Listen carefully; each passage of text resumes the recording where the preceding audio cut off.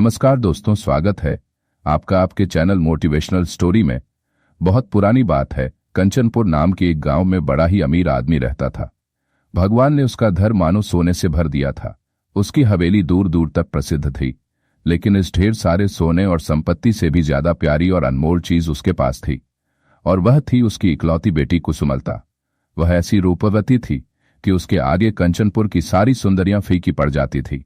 उसकी चाल में मोरनी जैसा नृत्य, आवाज में कोयल जैसी मिठास और आंखों में ऐसी गहराई थी जो हर देखने वाले को मंत्रमुग्ध कर देती थी। इसी गांव में एक युवक भी रहता था जिसका नाम मनमोहन था, लेकिन गांव वाले उसे गरीब कहकर बुलाते थे। भगवान ने उसे इस धरती पर गरीब ही भेजा था और गरीब ही रखा। उसके पास ना तो कोई जमीन थी, ना कोई घर और ना ही पहनने के लिए अच्छे कपड़े, लेकिन उसके पास जो था वह अनमोल था। उसका सच्चा दिल और गीत गाने की अद्वितीय प्रतिभा। उसकी सितार पर जब उंगलियां थिरक थी तो मानो उसमें से जादू निकलता था। वह वीरों की विजय गाथा गाकर कंचनपुर के लोगों का दिल जीतता था। गांव में होने वाली ब्याह, शादियों और त्योहारों में वह अपने गीतों से खुशियां बांटता था। इन्हीं ब्याह शादियों में एक दिन उसने पहली बार कुसुमलता को देखा। जैसे ही उसकी नजर कुसुमलता पर पड़ी, उसे ऐसा लगा मानो उसकी दुनिया थम गई हो। उसकी सांसें रुक गई और उसके दिल ने पहली बार किसी के लिए धड़कना शुरू किया। दूसरी ओर कुसुमलता ने भी उसकी गीतों में छुपे सच्चे जज्बातों को महसूस किया और दोनों के बीच एक अनकहा रिश्ता बन गया। लेकिन कुसुमलता जैसे सपने देखने वाली लड़की के लिए मनमोहन का प्यार केवल एक ख्वाब था। दोनों जानते थे कि उनका प्रेम समाज के नियमों और अमीरी गरीबी की दीवारों में उलझा हुआ था। एक दिन की बात है, मनमोहन अपने छोटे से झोपड़े में उदासी में बैठा था। उसकी आंखों में एक अजीब सा दर्द था। तभी उसकी प्रेमिका कुसुमलता चुपके से उससे मिलने आई। उसने मनमोहन का हाल चाल पूछा और उसकी उदासी का कारण जानना चाहा। मनमोहन ने भारी मन से कहा, कुसुमलता, मैं तुझसे बेइंतहा प्यार करता हूं, लेकिन सच यही है कि तू कभी मेरी नहीं हो सकती। मैं तेरे लायक नहीं हूं। यह सुनकर कुसुमलता ने उसका हाथ थामा और बड़े विश्वास के साथ कहा, तुम मायूस मत हो, मेरे पिता से बात करो। वह अपने खर्चे पर हमारी शादी करवा देंगे। वह मुझे इतना धन देंगे कि हम दोनों की जिंदगी आराम से कट जाएगी। मनमोहन ने एक गहरी सांस ली और जवाब दिया, तू सही कहती है कुसुमलता, तेरे पिता ऐसा जरूर करेंगे। फिर एक दिन मनमोहन कुसुमलता का हाथ मांगने उसके पिता के पास पहुंचा। कुसुमलता के पिता को जब पता चला कि मनमोहन गरीब है तो वह क्रोधित हो गए। उन्होंने मनमोहन की गरीबी का मजाक उड़ाया और उसकी खूब बेइज्जती की। गुस्से में आकर उन्होंने मनमोहन को घर से बाहर फेंक दिया। बाहर निकलते वक्त मनमोहन ने कहा, आप कहोगे तो मैं यहां से चला जाऊंगा, पर मेरी गरीबी का अपमान मत करो। इसलिए मनमोहन ने ठान लिया है कि मैं अपनी मेहनत से अपनी किस्मत बनाऊंगा। मैं 7 साल तक धन दौलत कमाऊंगा और फिर वापस लौटूंगा। अगर मैं ना लौटा तो मान लेना कि या तो मैं मर गया या फिर रास्ते में खो गया, लेकिन तब तक क्या तुम मेरा इंतजार करोगी? कुसुमलता ने उसकी बात सुनी और अपने आंसुओं को रोकते हुए कहा, मैं तुम्हारा इंतजार करूंगी, लेकिन याद रखना, अगर 7 साल पूरे होने के बाद भी तुम नहीं लौटे तो मैं चंद्र प्रकाश से शादी कर लूंगी। वह लंबे समय से मुझसे प्यार करता है। मनमोहन ने अपनी मां से आशीर्वाद लिया, अपनी छोटी बहन को गले लगाया और अपने कंधे पर थैला डालकर कंचनपुर गांव छोड़ दिया। उसकी आंखों में सपने और दिल में कुसुमलता से मिलने की उम्मीद थी। जब वह गांव की सीमा पार कर रहा था, तभी अचानक एक घोड़े पर सवार व्यक्ति तेजी से उसकी ओर आया। वह कोई और नहीं बल्कि चंद्र प्रकाश था। उसने मनमोहन से कहा, मैं भी तुम्हारे साथ चलना चाहता हूं। मुझे लगता है हमारी मंजिल एक ही है। मनमोहन को यह सुनकर खुशी तो नहीं हुई, लेकिन उसने मना भी नहीं किया। दोनों साथ साथ चल पड़े। सफर लंबा था। दिन रात चलते हुए वे कई गांवों और जंगलों से होकर गुजरे। रास्ते में दोनों ने एक दूसरे से कई बातें की। चंद्र प्रकाश ने अपनी संपत्ति और ताकत का बखान किया, जबकि मनमोहन ने चुपचाप अपने सपनों को सहेज कर रखा। एक दिन वे एक ऐसी जगह पहुंचे जहां एक नदी उनके रास्ते में आ गई। नदी चौड़ी थी और धार इतनी तेज थी कि उसे पार करना आसान नहीं था। वहां कोई पुल भी नहीं था। चंद्र प्रकाश ने कहा, तुम इसे तैर कर पार करो, मैं तुम्हारे पीछे पीछे आता हूं। मनमोहन ने अपने कपड़े उतार कर किनारे पर रख दिए और तैरने के लिए नदी में उतर गया। उसका मन दृढ़ था, लेकिन उसे नहीं पता था कि यह यात्रा उसे कहां ले जाएगी। पार पहुंचकर जब उसने मुड़कर देखा तो उसकी आंखों के सामने एक अजीब दृश्य था। उसने देखा कि चंद्र प्रकाश उसके कपड़ों को समेटकर अपने घोड़े पर सवार हो गया था और कंचनपुर की ओर भागा जा रहा था। मनमोहन बस नदी किनारे खड़ा देखता रह गया और चंद्र प्रकाश ने कंचनपुर पहुंचकर अपना घोड़ा रोका। कंचनपुर में चंद्र प्रकाश सीधे मनमोहन की मां के पास पहुंचा। उसने झूठी सहानुभूति जताते हुए कहा, तेरा बेटा नदी की तेज धार में बह गया और डूबकर मर गया। यह रहे उसके कपड़े जो मैं वापस लाया हूं।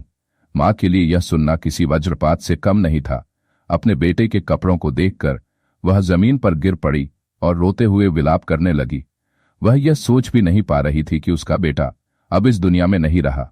इसके बाद चंद्र प्रकाश मनमोहन के कपड़े लेकर कुसुमलता के पास पहुंचा। उसने कुसुमलता से कहा, अब तुम्हें इंतजार करने की कोई जरूरत नहीं। तुम्हारा प्रेमी अब इस दुनिया में नहीं रहा, यह उसके कपड़े हैं। अब तुम मुझसे शादी करने के लिए आजाद हो। कुसुमलता ने कपड़ों को देखा। नदी का रस्यात टिथुलय आसोटे और फिर मन ने मुस्कुराते हुए कहा, मैं भी किसकी बातों पर भरोसा कर रही हूं। यह सब चंद्र प्रकाश की मनगढ़ंत कहानी है। जब तक 7 साल पूरे नहीं हो जाते मैं किसी और को अपना पति नहीं बना सकती। यह कहकर कुसुमलता ने दीवार पर टंगे गिटार को उतारा और अपने प्रेमी मनमोहन का प्रिय गीत बजाने लगी। उसकी आंखों में अपने प्यार पर अटूट विश्वास झलक रहा था। इधर नंगे पांव और नंगे बदन मनमोहन एक अनजान गांव में जा पहुंचा। गांव के भले लोगों ने उसकी हालत देखी तो उसे कपड़े और खाना दिया। उनके इस एहसान का बदला उसने अपने मधुर गीतों और सितार की जादुई धुन से दिया। उसके संगीत ने गांव वालों का दिल जीत लिया। इस तरह वह एक गांव से दूसरे गांव, एक नगर से दूसरे नगर घूमता रहा। उसकी आवाज और संगीत का जादू दूर दूर तक फैल गया। घूमते घूमते वह अंततः शांतिपुर में जा पहुंचा। वहां उसने एक सराय में शरण ली। सराय के भीतर उसने सितार बजाकर गाना शुरू किया। उसका गीत इतना मधुर था कि आसपास के लोग मंत्रमुग्ध हो गए। संयोगवश उन दिनों शांतिपुर के राजा, जो संगीत के बड़े शौकीन थे, अपने दरबार के लिए एक अद्वितीय गायक की खोज में थे। लेकिन जितने भी गायक के पास आए, कोई उनके दिल को छू नहीं पाया। राजा के नौकर भी अच्छे गायक की तलाश में थक चुके थे। तभी सराय के पास से गुजरते समय उनके कानों में एक जादुई आवाज गूंजी। वे तुरंत उस आवाज की दिशा में लपटे और सराय के भीतर पहुंच गए। मनमोहन को देखकर उन्होंने कहा, चल हमारे साथ, हमारे राजा को तेरे जैसा गायक चाहिए। मनमोहन ने शांत स्वर में उत्तर दिया, मैं आजाद आदमी हूं, कंचनपुर में मेरा घर है और मैं मुसाफिर हूं। मैं गाता जरूर हूं, लेकिन तब जब मेरा दिल करे। तुम्हारा राजा मेरा मालिक नहीं है। लेकिन राजा के नौकरों ने उसकी कोई बात नहीं सुनी। वे जबरदस्ती उसे राजा के दरबार में ले गए। राजा ने आदेश दिया, गाओ। मनमोहन ने अपनी सारंगी उठाई और गाना शुरू किया। उसका गीत कुसुमलता के रूप और उसके प्रेम का तराना था। गाने की हर पंक्ति में प्रेम और दर्द छलक रहा था। राजा को उसका यह गीत इतना पसंद आया कि उन्होंने तुरंत उसे अपने दरबार में जगह दे दी।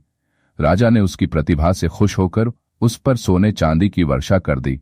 उसे एक से एक बढ़िया कपड़े, शानदार भोजन और ऐशो आराम की चीजें दी गई। मनमोहन अब रंगीन जीवन जी रहा था। उसके पास अब किसी भी चीज की कमी नहीं थी। लेकिन इन सब के बीच उसका दिल अभी भी कुसुमलता के इंतजार में धड़कता था। लेकिन इतना जरूर था कि नियत अवधि का समय धीरे धीरे खत्म हो रहा था। 7 साल का वादा अब अंतिम दौर में पहुंच चुका था। 7 वर्षों में से आखिरी साल भी जैसे हवा की तरह फिसलता जा रहा था। लेकिन मनमोहन के ऐशो आराम और राजा के दरबार की चकाचौंध में खोए हुए को यह एहसास ही नहीं था कि वादा निभाने का समय आ चुका है। उधर कंचनपुर में कुसुमलता अभी भी अपने वादे पर अड़ी थी, लेकिन उसके धैर्य की परीक्षा भी खत्म होने वाली थी। उसी समय गांव में एक व्यापारी अपने 20 घोड़ों और 50 गुलामों के साथ दूर देश जाने की तैयारी कर रहा था। कुसुमलता ने उसे बुलवाया और एक सुंदर सुनहरी नक्काशी वाली सितार उसे सौंपी। उसने व्यापारी से कहा, इस सितार को अपने कार्यवाह में सजा कर रखना। जिस भी नगर में तुम जाओ इसे दिखाना और यह घोषणा करना कि जो व्यक्ति इस सितार को अपना साबित कर देगा, उसे यह सितार ही नहीं बल्कि इसके साथ एक इनाम भी दिया जाएगा। व्यापारी ने कुसुमलता की बात मान ली और अपने सफर पर निकल पड़ा। वह जहां गया उसने वही किया जो कुसुमलता ने कहा था। हर जगह सितार को अपने सामान के साथ सजाकर रखता और कुसुमलता का संदेश सुनाता। लेकिन जितने भी लोग उसे देखते, किसी ने भी यह दावा नहीं किया कि यह सितार उनकी है। किसी ने उसे हासिल करने की कोशिश तक नहीं की। ना सितार किसी ने ली। समय बीतता गया और व्यापारी का सामान धीरे धीरे बिकने लगा। आखिरकार अपने बचे खुचे सामान के साथ वह शांतिपुर जा पहुंचा। वहां भी उसने कुसुमलता के संदेश को नगर भर में फैलाया। इस खबर ने हर तरफ हलचल मचा दी। उधर मनमोहन, जो अब दरबार में एक प्रतिष्ठित गायक बन चुका था, ने भी इस खबर को सुना। जैसे ही उसने सुना कि कंचनपुर का एक सौदागर एक अनोखी सितार और इनाम की बात कर रहा है, उसका दिल जोर से धड़कने लगा। उसे तुरंत समझ आ गया कि यह वही सितार है जो कुसुमलता ने उसे दी थी। वह भागता हुआ उस सराय में पहुंचा जहां व्यापारी ठहरा हुआ था। वहां उसने दुकान में सजाई गई सितार को देखा। उसकी आंखें भर आई। जैसे ही उसने सितार को देखा उसने तुरंत पहचान लिया और उत्साह से बोला, यह सितार मेरा है। व्यापारी ने ध्यान से उसकी बात सुनी और कहा, अगर तुमने इसे पहचान लिया है तो यह वाकई तुम्हारा ही होगा। कुसुमलता ने यह काम मुझे सौंपा था और तुम्हें इसे पहचानने का हकदार मान लिया गया है। अब समय की बर्बादी मत करो, जल्दी से कंचनपुर पहुंचो। कुसुमलता ने तुम्हारा इंतजार करते करते 7 साल पूरे कर दिए हैं। अगर तुम सही समय पर नहीं पहुंचे तो वह किसी और से शादी कर लेगी। यह सुनते ही मनमोहन के चेहरे पर चिंता की लकीरें उभर आई।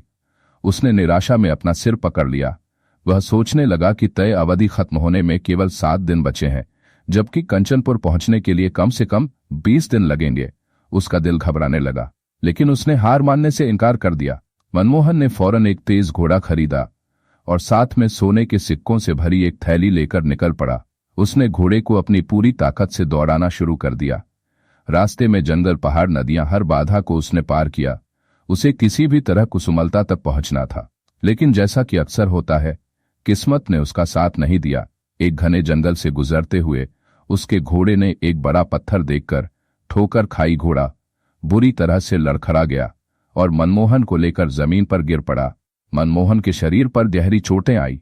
वह जमीन पर पड़ा दर्द से कराह रहा था। उसकी आंखों के सामने अंधेरा छाने लगा। घोड़ा जमीन पर पड़ा हाफ रहा था और का सफर वहीं थम सा गया।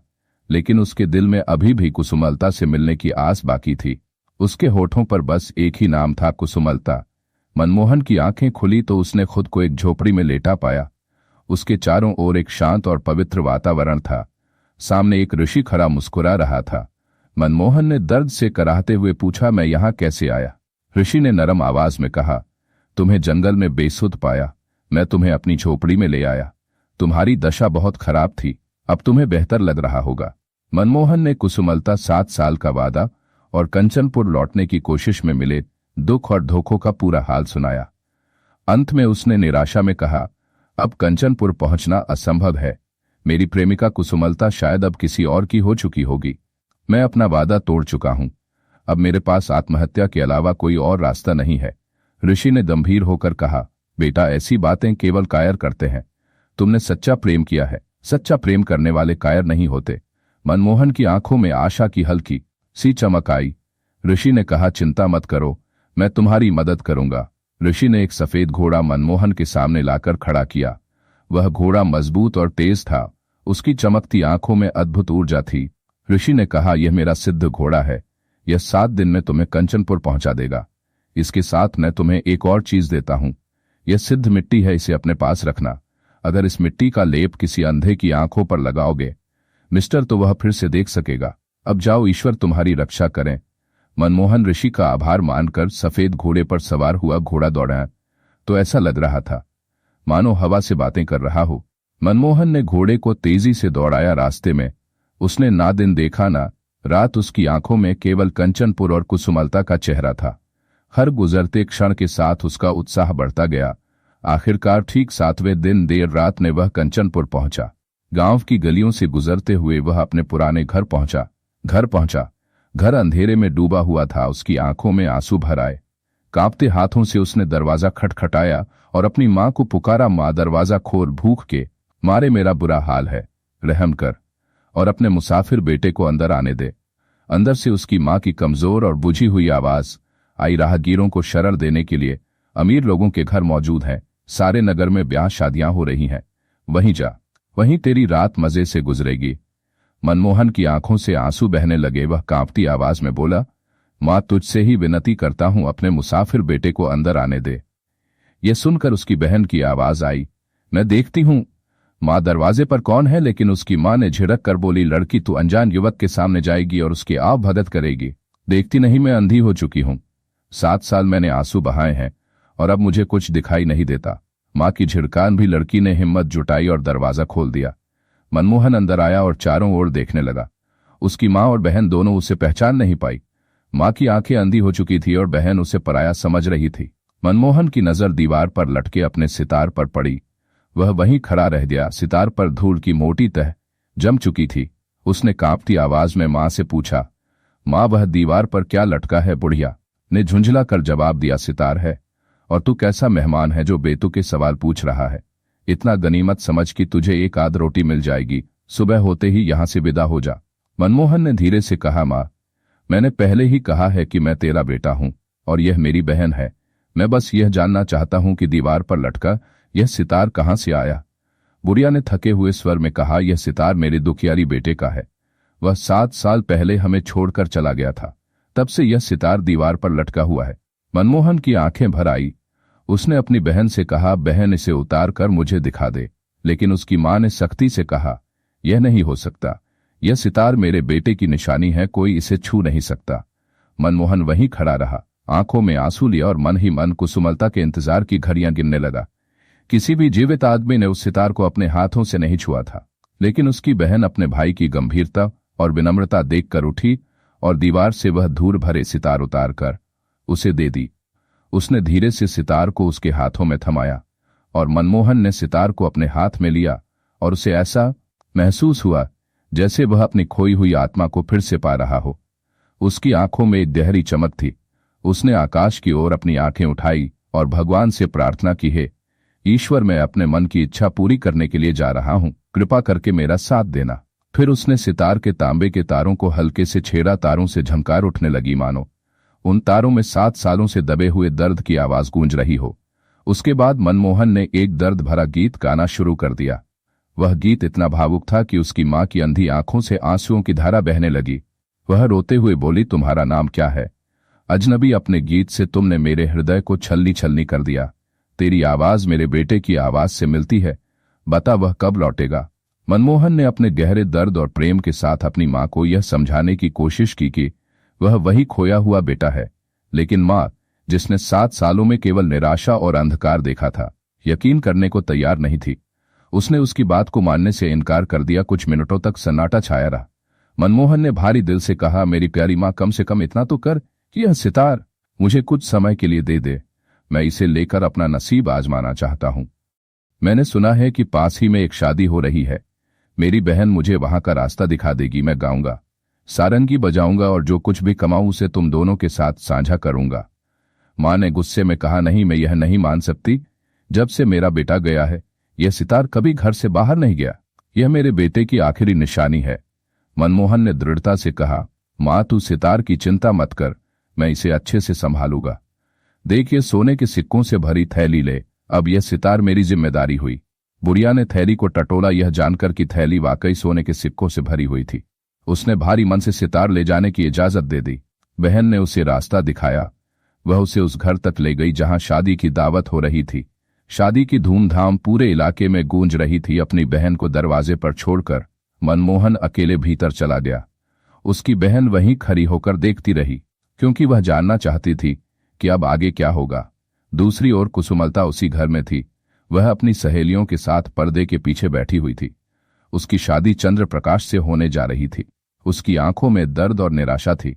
उसने अपने भाग्य को मानने से इनकार कर दिया था। एक हाथ में उसने जहर का प्याला पकड़ा था और दूसरे में तेज खंजर।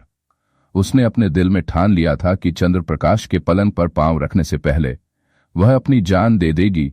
शादी की चहल पहल और शोरगुल के बीच कुसुमलता अचानक चौंकी। उसने सुना कि कोई अजनबी आया है और उसने गीत गाने की इजाजत मांगी है। कुसुमलता के कान खड़े हो गए। उसे कुछ खास महसूस हुआ। उसकी धड़कन तेज हो गई। उसके मन में सवाल उठने लगे, यह कौन हो सकता है? क्या यह वही है जिसका मुझे इंतजार था? चंद्र प्रकाश, जो अपने सगे संबंधियों और साथियों के साथ खाने पीने में मस्त था, इस अजनबी की उपस्थिति से पूरी तरह बेखबर था। लेकिन चंद्र प्रकाश का ध्यान पूरी तरह उस अजनबी पर था। उसकी आंखें पर्दे के पीछे से झांकने लगी। क्या यह संभव है? कुसुमलता ने अपने दिल में हलचल महसूस की। उसने अपनी सहेलियों से कहा, देखो तो यह कौन है जो इतनी हिम्मत से गीत गाने आया है?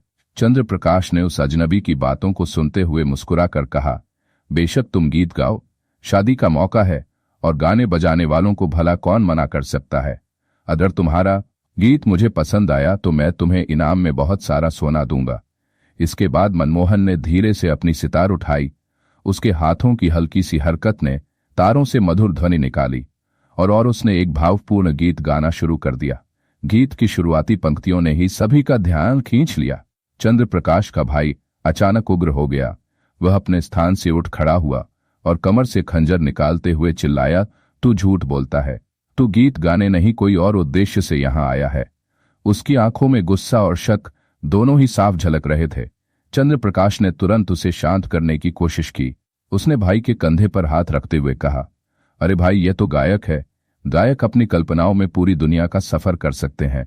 उनकी बातों को दिल पर मत ले, इसे गाने दो। आज का दिन खुशी का है, इसे खराब मत कर।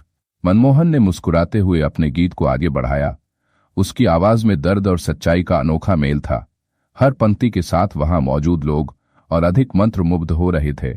दूसरी ओर पर्दे के पीछे बैठी कुसुमलता के कानों में जैसे ही उस आवाज के स्वर पहुंचे, उसका दिल तेजी से धड़कने लगा। उसने धीरे से अपने सहेलियों की ओर मुड़कर कहा, तुम नहीं पहचान सकी इसे, लेकिन मैंने इसे पहचान लिया है। यह आवाज सिर्फ मेरे आशिक की हो सकती है, कोई और ऐसा गा ही नहीं सकता। उसने तेजी से अपने हाथ से जहर का प्याला एक तरफ फेंका और खंजर को दूर रख दिया। अपनी सहेलियों को छोड़कर वह दौड़ती हुई पर्दे से बाहर आई। झरोखे के पास पहुंचकर उसने जैसे ही उस अजनबी को देखा, उसकी आंखों से आंसुओं की धारा बह निकली। यह वही है, कुसुमलता के दिल ने पुकारा। उसके कदम स्वतः उस ओर बढ़ने लगे। वह दौड़ती हुई मनमोहन के पास पहुंची और बिना कुछ कहे उसके गले से लिपट गई। दोनों कुछ पलों के लिए बेसुध हो गए। वहां मौजूद सभी लोग इस नजारे को देखकर हक्के बक्के रह गए। चंद्र प्रकाश का भाई, जो पहले ही नाराज था, यह देखकर आग बबूला हो गया। उसने खंजर निकाल लिया और गुस्से में उन दोनों पर टूट पड़ा गया। लेकिन चंद्र प्रकाश ने बीच में आकर उसे रोक लिया। उसने गंभीर आवाज में कहा, भाई रुक जा, अपने गुस्से को काबू में रख। याद रख, इस जन्म में मुझे वही मिलेगा जो मेरे भाग्य में लिखा है। अगर कुसुमलता मेरे भाग्य में नहीं थी तो इसमें किसी की गलती नहीं है। कुसुमलता, जो होश में आई थी, शर्म और लाज से लाल हो गई। उसने अपने हाथों से अपना चेहरा छिपा लिया और धीरे धीरे पर्दे के पीछे ओझल हो गई। लेकिन कुसुमलता ने उसकी ओर दया और सहानुभूति भरी नजरों से देखा। उसने शांत स्वर में मनमोहन से पूछा, भाई, इतने थोड़े समय में तू इतना लंबा सफर तय करके यहां कैसे आ गया? मनमोहन ने तब पूरी कहानी सुनाई। उसने ऋषि से मिलने उसके दिए घोड़े और जादुई मिट्टी का उल्लेख किया। इस बीच उसकी बहन, जो दरवाजे पर खड़ी यह सब सुन रही थी, दौड़कर अपनी मां के पास गई। उसने चिल्लाकर कहा, मां, वह सचमुच मेरा भाई और तेरा बेटा है। वह अपनी मां को हाथ पकड़कर वहां ले आई जहां दावत हो रही थी।